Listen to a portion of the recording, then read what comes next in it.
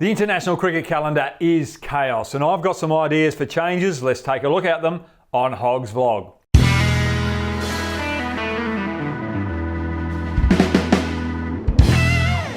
With lockdown, the cricket administrators have got plenty of time to revisit, rejig and restructure the international cricket calendar. We've got 3 formats of the game. We've got international teams playing different amounts of cricket throughout the year. It is ludicrous. So, in my cricket utopia, this is how the cricket calendar would look.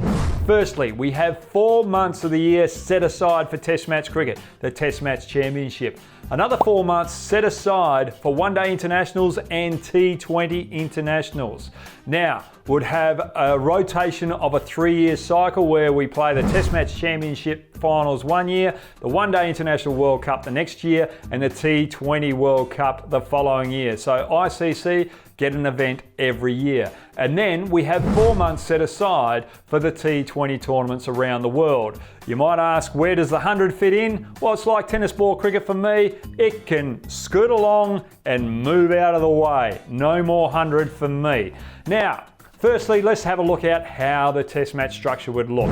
We'd have 2 divisions of 6.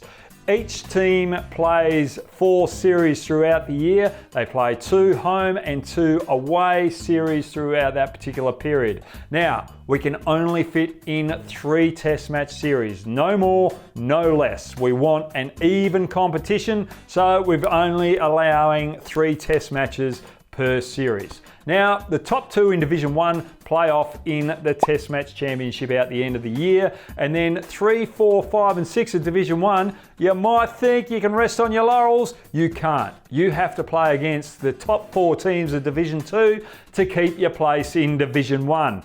In Division 2, you finish out 5 and 6, guess what? You've got to play against 2 associate teams to keep your place as a Test playing nation in Division 2. I like that. You're developing the associate nations and giving them a chance to get to the top. Now, for the 4-month period set aside for one-day and T20 internationals, how would that look? Well, each month you'd have 2 tournaments being played, one day and 1 T20. They'll be tri-series of 10 matches each. You'd have a final at the end of each of those series. Each team gets to play 6 matches of each format for the month. That's 24 games of each format for the year. And that's perfect preparation for a World Cup in 3 years' time. Talking about World Cups, you'd split that into 2 divisions, Division 1 and Division 2. The top 4 teams of Division 1 play off in a final series at the end of the tournament to see who holds the World Cup. Now, to qualify for the next particular World Cup, it all happens in the particular World Cup that we're playing in right now. The top 6 of Division 1 automatically qualify for that following tournament. The bottom 2 in Division 1 have to play against the top 2 in Division 2 to automatically qualify for Division 1 in the next tournament.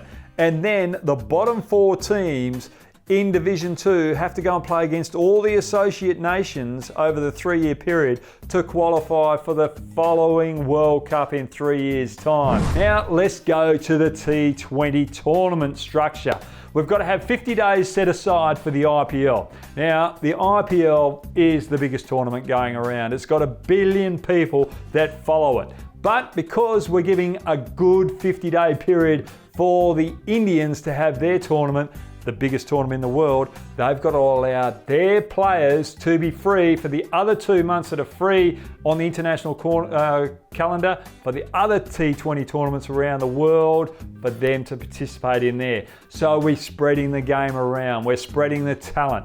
Now, with those 2 other months set aside for T20 tournaments, we've got 1 month in January for Australia, Pakistan and Bangladesh, and another month set aside in the middle of the year for England, the Caribbean League and the South African T20 League to play, or any other T20 tournament that needs to be played.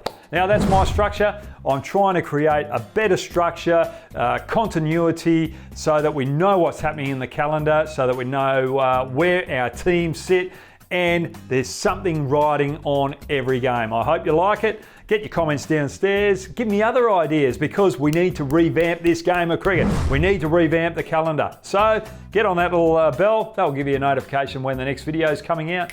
I'll see you on Saturday for another Hoggs vlog of some IPL stuff. Thank you guys.